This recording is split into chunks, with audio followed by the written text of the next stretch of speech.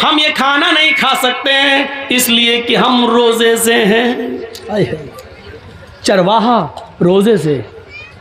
अब्दुल्ला इब्ने उमर कहते हैं चरवाहे, इतनी सख्त गर्मी में और इतना बड़ा दिन होता है, ये बकरियां भी तुम्हारी नहीं है, तुम्हारे मालिक की हैं।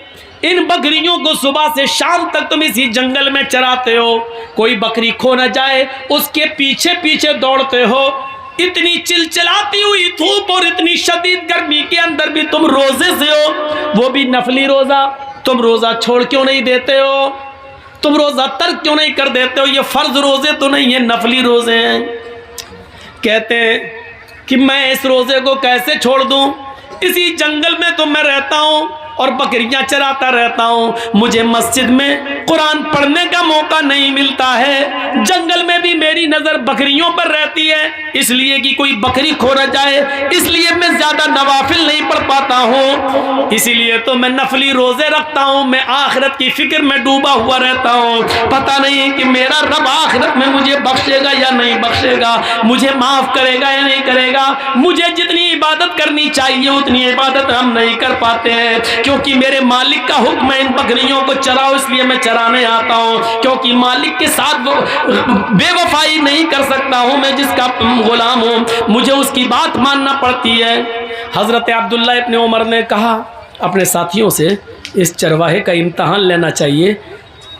बातों से तो बड़ा अल्लाह वाला लगता है, लेकिन अमली मैदान में देखूं, अमली मैदान में अब देखिए आप लोग कितने तादाद में आए थे जलसा सुनने, तो देखा जाए तो जाहिर में तो बड़े अल्लाह वाले लग रहे हैं ना, दीन से कितनी मोहब्बत है, सुनने आए, जलसा सुनने आए, माशाल्लाह लग रहे हैं। लेकिन अमली मैदान में कितने हैं ये तो आपकी मस्जिद बताएगी। सुबह फजर की नमाज जब अजान होगी तब आपकी मस्जिद ये तय करेगी कि आपने किस नीयत के साथ जलसा सुना है, अमली किरदार कितना है आपके अंदर। तो हजरत अब्दुल्ला इब्ने उमर ने कहा इनका इम्तहान लेता हूं, ये कह तो ये रहा है बड़ा अल्लाह वाला, रोजे से हूं और ये हूं और वो हूं, और मैं इम्तहान लेता हूं। वो बकरी चराने में लग गया तो हजरत अब्दुल्ला इब्ने उमर ने फिर उसको बुलाया, इधर आओ। वो आया, कहने लगा क्या बात है भाई, मैं बकरियां चरा रहा हूं, मैं कह दिया हूं रोजे से हूं, मैं नहीं खाना खाऊंगा।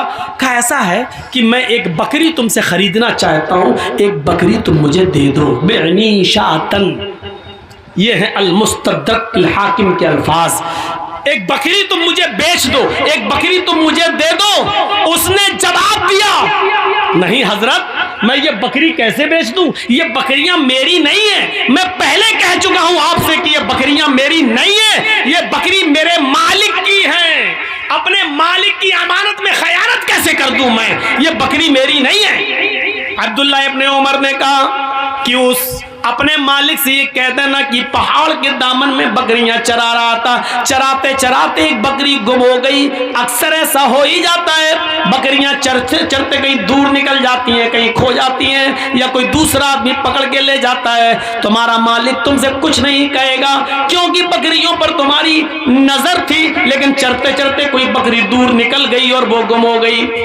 कह देना एक बकरी भेड़िया खा गया, या कह देना कि एक बकरी को भेड़िया मार के खा गया, तुम एक बकरी मुझे बेच दो, हम उसको ज़िबा करेंगे और वहीं पकाएंगे खाएंगे, और शाम को तुम्हें भी पका हुआ भुना हुआ गोश्त दे देंगे, तुम उस गोश्त से रोजा इफ्तार कर लेना क्योंकि तुम रोजे से हो। हम शाम को इस बकरी को काट कर ज़िबा करके उसका गोश्त पका कर तुम्हें भी दे देंगे, तुम इससे इफ्तार कर लेना। वो चरवाहा हजरत अब्दुल्ला इब्ने उमर की ये बात सुनता है, उंगली से इशारा करता है और चीखता हुआ रोते हुए भागता है, कहता आइन अल्लाह आइन अल्लाह आइन अल्लाह, फिर अल्लाह कहाँ है, फिर अल्लाह कहाँ है, फिर अल्लाह कहाँ है। यानी आए अब्दुल्ला इब्ने उमर, आज मैं तुम्हें बकरी बेच दूंगा, मैं अपने मालिक से झूठ बोल दूंगा, मेरा मालिक मुझे कुछ नहीं कहेगा, थोड़े से दिरहम मुझे बकरी के मिल जाएंगे, लेकिन फिर अल्लाह तो मेरी इस हरकत को देख रहा है। मैं अपने मालिक से झूठ बोल सकता हूं, लेकिन कल कयामत के दिन अपने मालिक के मालिक को क्या जवाब दूंगा। आइन अल्लाह आइन अल्लाह, फिर अल्लाह कहाँ है, अल्लाह कहाँ है। आए नौजवानों, आए इस गांव में जलसा सुनने के लिए आने वालों, तुम्हारे हाथ में शराब की बोतल होती है, उस वक्त तुम्हारे मुंह से ये क्यों नहीं निकलता, मेरा बाप नहीं देख रहा है, मेरी माँ नहीं देख रही है, मेरा बड़ा भाई नहीं देख रहा है, मेरी बीवी नहीं देख रही है, लेकिन अल्लाह तो देख रहा है। अल्लाह कहाँ है, अल्लाह कहाँ है? तुम जुआ खेलते हो, तुम्हारे मुंह से ये आवाज क्यों नहीं निकलती, अल्लाह देख रहा है। तुम चोरी करते हो, तुम्हारे मुंह से ये आवाज क्यों नहीं आती, ऐन अल्लाह, ऐन अल्लाह, अल्लाह कहाँ है, अल्लाह कहाँ है? आजान की आवाज आती है, तुम कैरम बोर्ड खेलते रहते हो, तुम मैच देखते रहते हो, तुम्हारे मुंह से उस वक्त ये आवाज क्यों नहीं निकलती, ऐन अल्लाह? कोई देखे ना देखे, लेकिन अल्लाह तो देख रहा है। ये तकवा कहाँ गया है? ये तुम्हारे अंदर की नेकी कहाँ चली गई? ये सोच तुम्हारी कहाँ चली गई? वो चरवाहा भागता है, दूर जाता जा रहा है, कह रहा है ऐन अल्लाह, ऐन अल्लाह। फिर अल्लाह कहाँ है, फिर अल्लाह कहाँ है? यानी अल्लाह तो मुझे देख रहा है। आए अब्दुल्ला, मैं यहाँ झूठ बोल सकता हूँ अपने मालिक से, लेकिन कल कयामत के दिन हमारा झूठ पकड़ा जाएगा, हमें सबके सामने बेनकाब किया जाएगा। हम दुनिया में हम ऐसा नहीं कर सकते, अल्लाह हमारी इस हरकत को देख रहा है। अब्दुल्ला इब्न उमर ने उस चरवाहे को भागते हुए देखा और अपने साथियों से कहने लगे ऐन अल्लाह, ऐन अल्लाह, अल्लाह कहाँ है, अल्लाह कहाँ है? देखो इस चरवाहे के अंदर अल्लाह का कितना डर है, इतना खौफ है। वो अपने गांव जाते हैं, अब्दुल्ला इब्न उमर लौटकर अपने घर जाते हैं और दूसरे दिन उस चरवाहे के मालिक के पास जाते हैं और कहते हैं मुझे ये चरवाहा भी चाहिए और जितनी बकरियां तुम्हारी हैं वो सब मुझे चाहिए, कीमत बताओ, कीमत बताओ। मालिक ने कहा इस गुलाम की इतनी कीमत और बकरियों की इतनी कीमत। अब्दुल्ला इब्न उमर ने गुलाम की कीमत भी अदा कर दी और बकरियों की कीमत भी दे दी। गुलाम को खरीद लिया और गुलाम के साथ साथ बकरियां भी खरीद ली और फिर उस गुलाम को आज़ाद कर दिया। अरे गुलाम, आए फलां के गुलाम, मैंने तुम्हें खरीद लिया अपना गुलाम बनाने के लिए नहीं, आज तुम्हें मैं आज़ाद कर रहा हूँ और ये बकरियां तुम्हें तोहफे में दे रहा हूँ। अब तुम इन बकरियों के मालिक हो और किसी के गुलाम नहीं हो।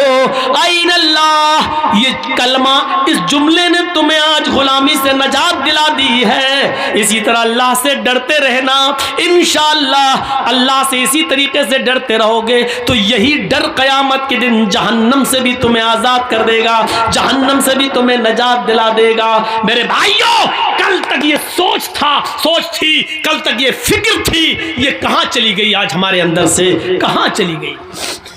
सारे वाक़यात मैं आपको कुरान से सुना रहा हूँ या हदीस से सुना रहा हूँ। मेरे भाइयों, कुरान और हदीस को सुनने की आदत डालिए और उसके मुताबिक अपनी ज़िंदगी को ढालिए, उसके मुताबिक अपनी ज़िंदगी को ढालिए और आदत डालिए अपनी सोच को बदलने की।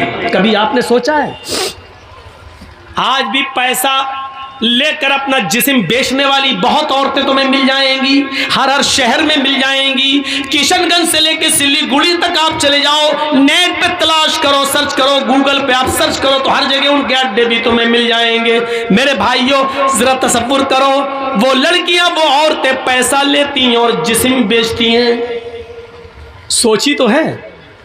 उनसे पूछो ऐसा क्यों करती हो, वो क्या कहेंगी? बिजनेस है मेरा, धंधा है मेरा। उनकी सोच क्या है तवाइफों की? ये बिजनेस है, ये धंधा है, मैं अपना जिस्म बेच रही हूँ, पैसा कमा रही हूँ, ये मेरा जिस्म है, ये मेरा जिस्म है, ये मेरा बिजनेस है, ये मेरा धंधा है। ये उनकी सोच है।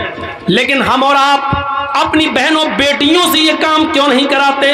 क्योंकि हम जानते हैं कि ये गलत काम है, ये गंदा काम है, ये हराम काम है और ये बदनामी वाला काम है, ये इंसान को जलील करता है। ये हमारी सोच है। इंसान दो हैं, वो भी इंसान, हम भी इंसान। उसकी सोच क्या है? वो कहती है ये धंधा है, और हमारी सोच क्या है? हम कहते हैं ये गलत और नाजायज और हराम काम है जो हम अपनी माँ बहन बेटी से नहीं करा सकते हैं। गौर कीजिए, दुनिया में इंसान वो भी है, हम भी हैं। उसकी सोच वो है, हमारी सोच ये है। जब इस दुनिया में एक इंसान की दो सोचें हो सकती हैं। तो इसी को अल्लाह कह रहा, अपनी सोच को कुरान और हदीस के मुताबिक ढालो, अपनी सोच को अपने हिसाब से मत चलाओ, बल्कि कुरान और हदीस के मुताबिक अपनी सोच को ढालो।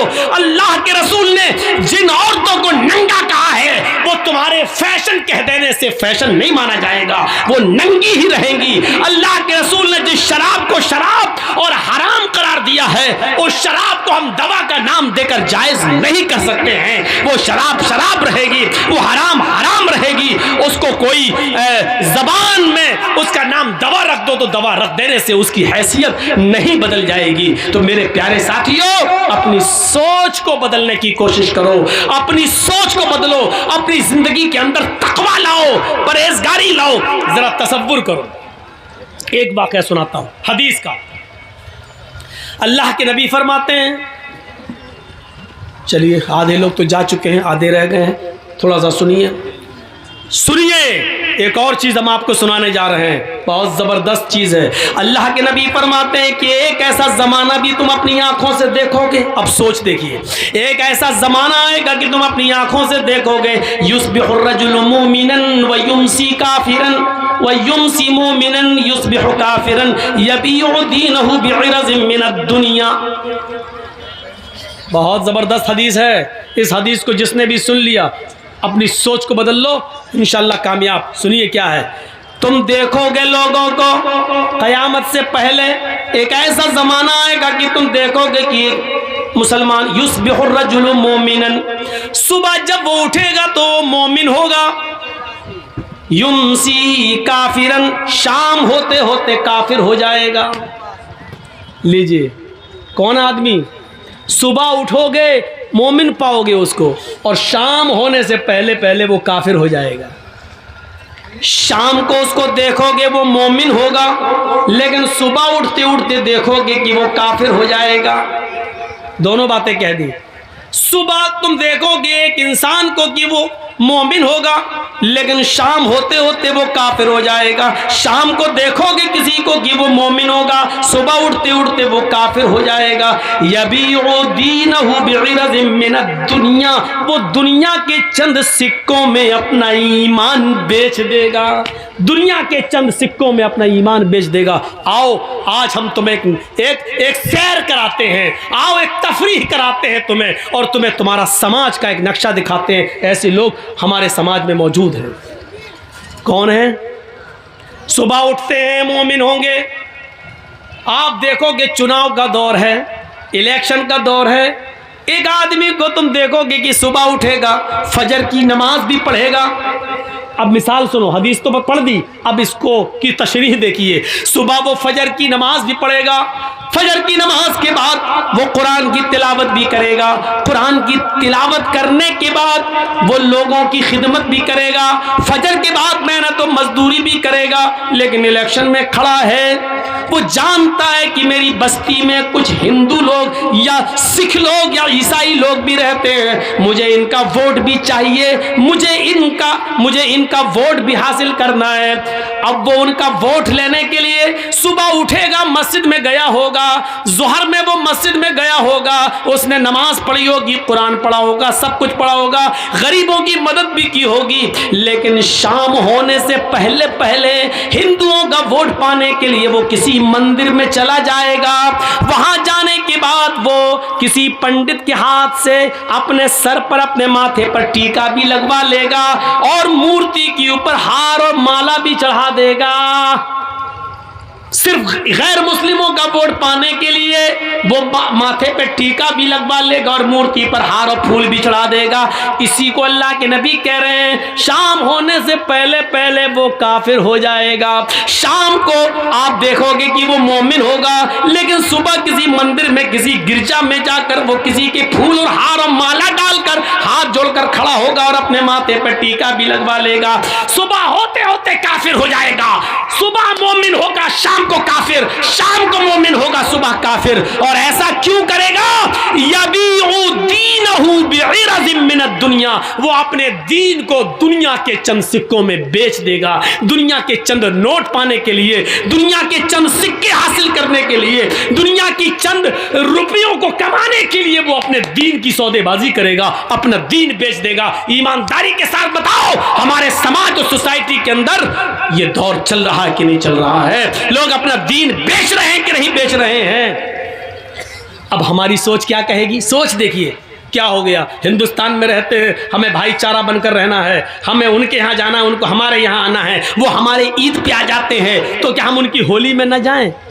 वो हमारे रमजान के महीने में टोपी लगाकर हमारे रोजा इफ्तार में आ जाते हैं, हम उनके यहाँ मंदिर में चले गए तो क्या हुआ? ये भाईचारा है, ये भाईचारा, ये हमारी सोच है, ये नेता की सोच है। लेकिन शरीयत क्या कहती है कि उसने अपने दीन को बेच दिया है चंद टुकड़ों में। तो मेरे भाइयों, सोच वो नहीं है जो हम सोच रहे हैं, सोच वो है जो जनाब मोहम्मद रसूलुल्लाह ने बताई है। हमें उस सोच के ऊपर चलना है, वरना दीन अकबरी नाफिज करने वाला अकबर भी सही हो जाएगा, जिसने जोधा भाई से शादी करके कहा था कि हम दीन इलाही नाफिज करेंगे। उसने एक नया दीन की बुनियाद डाली थी। उसने भी तो यही कहा था कि हम हिंदू मुसलमान सबको लेके चलेंगे। इस्लाम हिंदू भाइयों से नफरत करने की इजाजत नहीं देता। यकीनन इस्लाम हिंदू भाइयों से प्यार करने की इजाजत देता है, ईसाइयों से मोहब्बत करने की इजाजत देता है, सिख और जैनियों से मोहब्बत करने की इजाजत देता है। हाँ, हमारा इस्लाम तो कहता है, या अय्युहन्नास इन्ना खलक़नाकुम मिन ज़करिन व उन्सा। हिंदू मुस्लिम सिख ईसाई इन सब का बाप एक है आदम, और इन सब की माँ एक है हव्वा। तुम सब एक बाप के और एक माँ के बेटे हो। हाँ, हमारा इस्लाम ये कहता है कि तुम सब भाई भाई हो, लेकिन हमारा इस्लाम मस्जिद छोड़कर किसी के मंदिर में जाकर हार और फूल चढ़ाने की इजाजत नहीं देता है। मेरे भाइयों, भाई भाई का मतलब यह है कि वो बीमार हो जाए तो उसकी देख रेख करो, उसको पैसों की जरूरत पड़ जाए तो उसको दो, उसके घर में चूल्हा नहीं जल रहा है तो आप उसकी मदद करो। अगर वो मौत और जिंदगी की कश्मकश में है और उसको उसके ग्रुप का ब्लड नहीं मिल रहा है, तुम पड़ोस में रहते हो, तुम्हारा ब्लड उसके ब्लड के ग्रुप से मिल रहा है, लेकिन तुम रोजे से हो, उसकी जान जा रही है, डॉक्टर कह रहा है कि ये मुसलमान, उसका पड़ोसी अगर एक बोतल खून दे देता है तो इसकी जान बच जाएगी। तो यहां इस्लाम ये कहता है कि उस हिंदू की जान बचाने के लिए अगर तुम्हारा एक बोतल खून जा रहा तो दे दो। कहता है रोजे से हो, तो इस्लाम कहता है कि तू अपना रोजा तोड़ दे, लेकिन किसी की जान अगर बच रही है तो एक बोतल खून देकर उसकी जान बचा ले। रोजे की कज़ा तेरी बाद में हो जाएगी, इसको बाद में पूरा कर लेना। इस्लाम इस भाईचारे की इजाजत देता है, लेकिन इस्लाम इस बात की इजाजत नहीं देता है कि हम दूसरों के त्योहार में जाकर रंग फेंकें या उनकी पिचकारियों की होली अपने जिस्म पर बर्दाश्त करें और उनसे ये कहें कि लो हमारे भी रंग लगाओ, हम भी तुम्हारे साथ हैं। लो, वो हमारी मस्जिद में अगर नमाज पढ़ने आ जाएं तो इसका यह मतलब नहीं कि हम भी उनके मंदिरों में हाथ जोड़कर खड़े हो जाएं उनका वोट पाने के लिए। इस्लाम इस बात की इजाजत हमें बिल्कुल नहीं देता है। मेरे भाइयों, यही हमें सोच अपने अंदर पैदा करना है। इसी सोच को अगर हमने अपनी सोच बना लिया कि अपनी सोच कुरान और हदीस के मुताबिक ढाल ली, तो मेरे भाइयों अब देखिए सोच है ना, आज पूरी तकरीर सोच पर ही हो रही ना।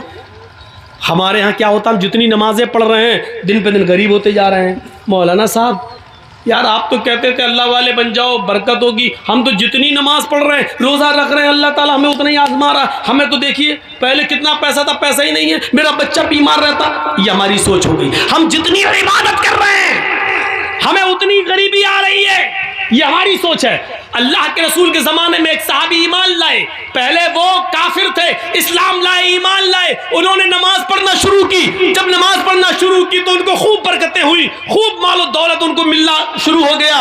वो अल्लाह के नबी के पास रोते हुए आए। देखिए उनकी सोच, हमारी सोच देखिए और उनकी सोच देखिए। वो कहते हैं अल्लाह के रसूल का क्या हुआ कि जब से हम इस्लाम लाए हैं और जब से हमने नमाजों की पाबंदी की है, हमारे घर में खैर बरकत हो रही है, मालो दौलत सोना और चांदी खूब आ रहा है। अल्लाह के नबी ने फरमाया ये तो अच्छी बात है। कहने लगे अल्लाह के रसूल कहीं ऐसा तो नहीं, आप अल्लाह के नबी हैं, पूछिए अल्लाह से, कहीं ऐसा तो नहीं हमारी नमाज, हमारे रोजे और हमारी इबादतों का बदला अल्लाह दुनिया में हमें दे रहा हो और आखिरत में हमें महरूम कर दे। अगर वो दुनिया में हमें दे रहा तो नहीं चाहिए, हमें अपनी नमाज और रोजे का इनाम आखिरत में चाहिए। अल्लाह अगर हमारी नमाज और रोजे का इनाम दुनिया में दे रहा है और आखिरत में हमें कुछ ना दे तो हमें दुनिया में कुछ नहीं चाहिए, हमें आखिरत में चाहिए। ये उनकी सोच थी और हमारी सोच क्या है, जब से नमाज पढ़ रहे हैं तब से और कंगाल हो रहे हैं। होता है ऐसा, कभी कभी हम लोग सोचने पे मजबूर हो जाते हैं। अब जैसे हम हैं,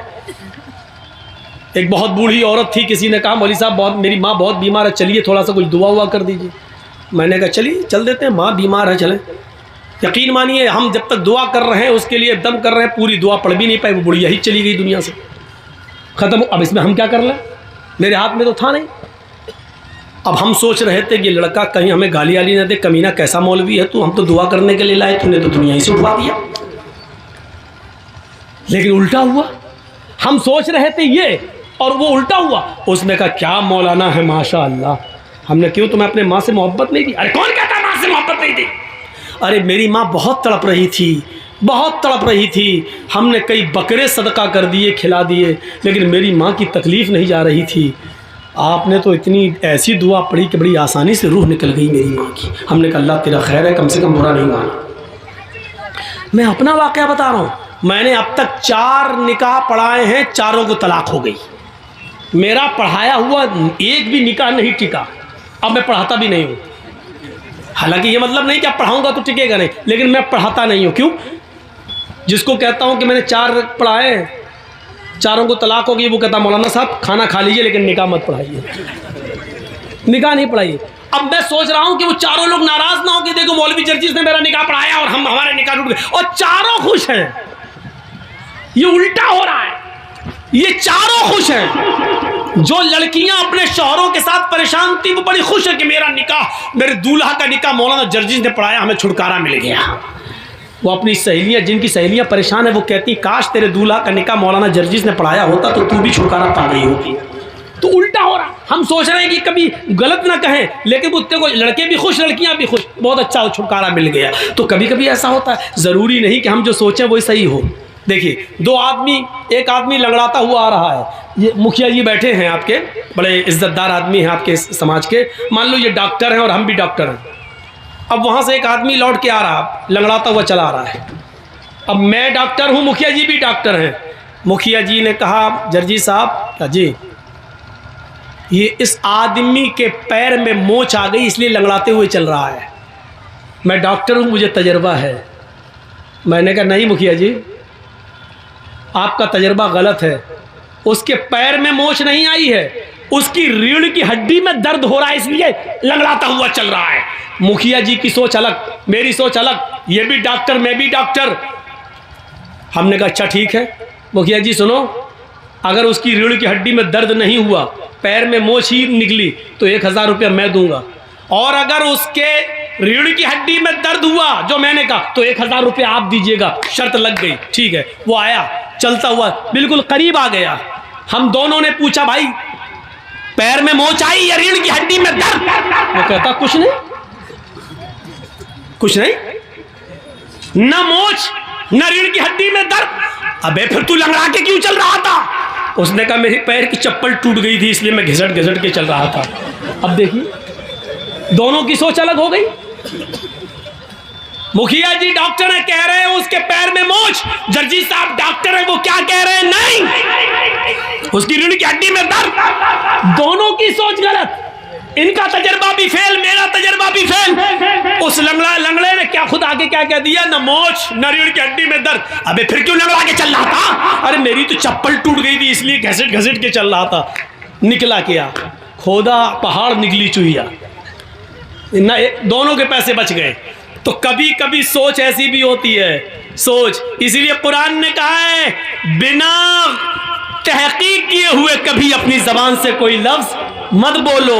इज़ा जाकुम फासिकुम बिनबाइन, जब तुम्हारे दरमियान कोई समाज का बुरा आदमी कोई बुरी खबर लेकर आए, किसी के बारे में कहे फला ऐसा कर रहा था, तो एकदम उसकी बात मत मान लो, बल्कि तहकीक कर लो। आपको मालूम है इमाम औज़ाई रहमतुल्लाह अलैह बहुत बड़े बुजुर्ग गुजरे हैं। जरा देखिए उनके घर में उनकी बीवी से मिलने के लिए उनके गांव की एक औरत आती है और सुबह सुबह दरवाजा खटखटाती है। इमाम औज़ाई रहमतुल्लाह अलैह फजर की नमाज के बाद कुरान की तिलावत कर रहे थे चटाई पर बैठकर। उन्होंने दरवाजे पर देखा कोई आया है, दरवाजा खोला तो सामने गांव की औरत खड़ी है।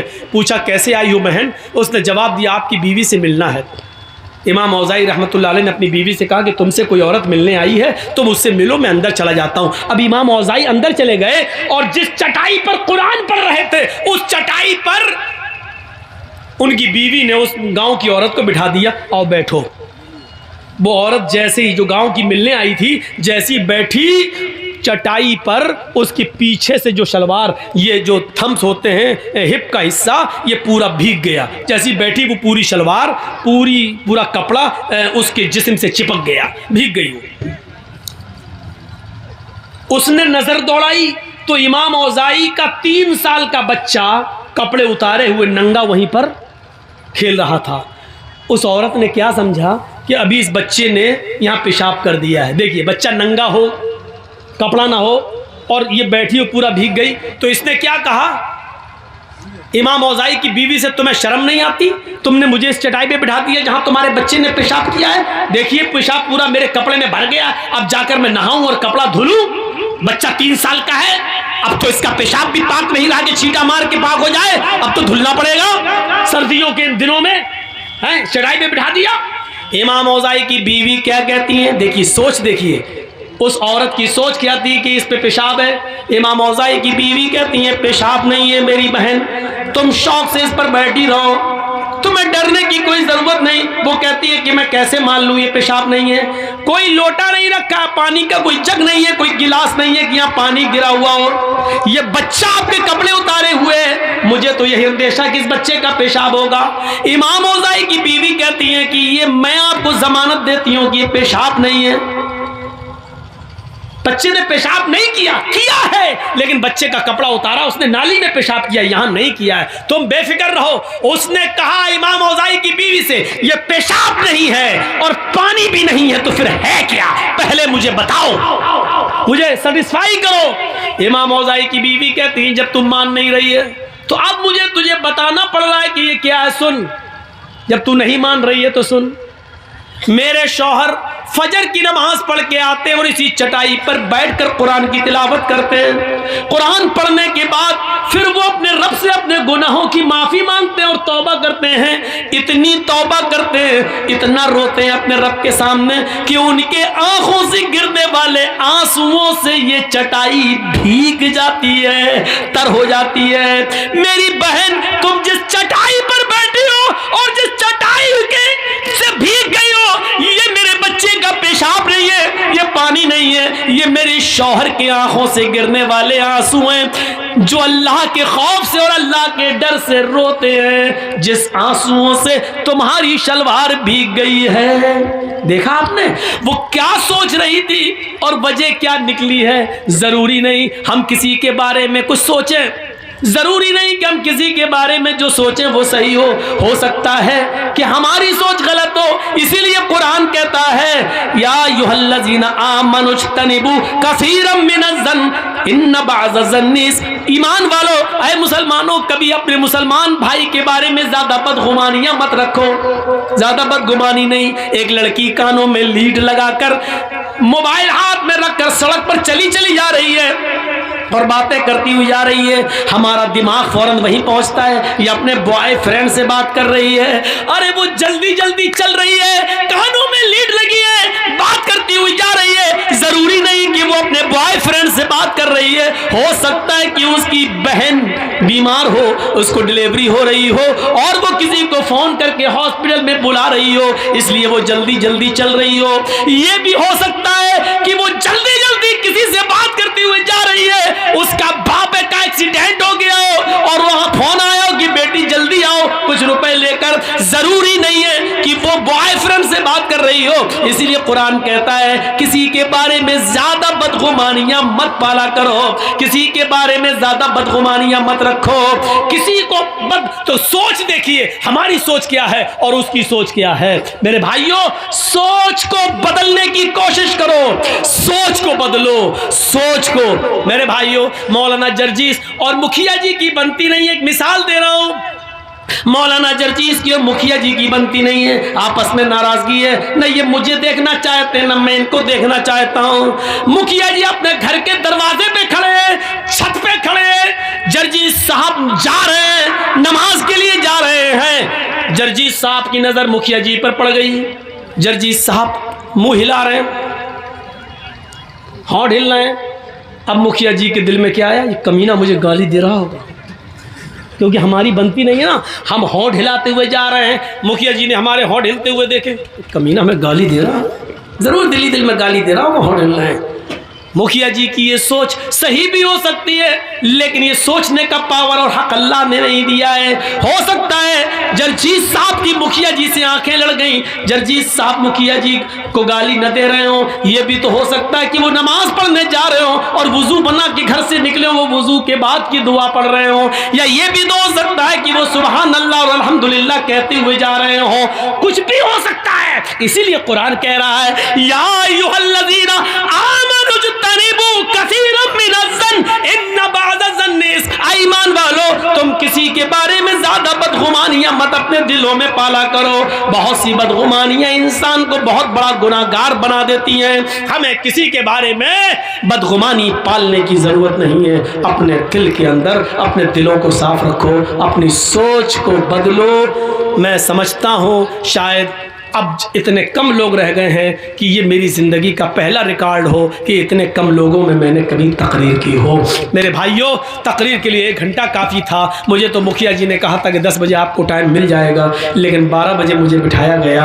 मुझे मालूम था कि 12 बजे के बाद ही टाइम मिलता है। अगर आज मिल जाता तो वाकई मैं बड़ी तारीफ़ करता। आज ये सोचा था कि बिहार की सरजमीन पर 10 बजे टाइम, ये पहली मरतबा मुझे मिल रहा है। अगर 10 बजे टाइम देते तो मैं वाकई तारीफ़ के जुमले बोलता और कहता कि आपने रिकॉर्ड तोड़ दिया, लेकिन आपने मुझे 12 बजे ही टाइम दिया, इसलिए आप उस तारीफ के हकदार नहीं रह गए हैं। आपने वही टाइम दिया जो हमें आम जलसों में मिलता है, वही टाइम दिया। अब मैं भी थक चुका हूँ और मेरा कल प्रोग्राम काफ़ी दूर है, मुझे निकलना है। अल्लाह रब्बुल आलमीन से हम दुआ करते हैं कि बारे इलाह हमारी ख़ताओं को माफ़ फरमा दे, हमारी सोच को इस्लामी सोच बना दे, हमारे अंदर तक़वा पैदा फरमा, हमारे अंदर परहेजगारी पैदा फरमा दे, हमारे गुनाहों को माफ़ फरमा दे, हमें आपस में भाई भाई बनकर रहने की तौफीक अता फरमा। जब तक तो हमें जिंदा रख, इस्लाम पे जिंदा रखना। जब हमारा खात्मा हो तो ईमान पर हमारा खात्मा फरमाना। वमा अलैना इल्लल बलागुल मुबीन व आखिरु दअवाना अनिल हम्दुलिल्लाहि रब्बिल आलमीन। अस्सलामु अलैकुम व रहमतुल्लाह।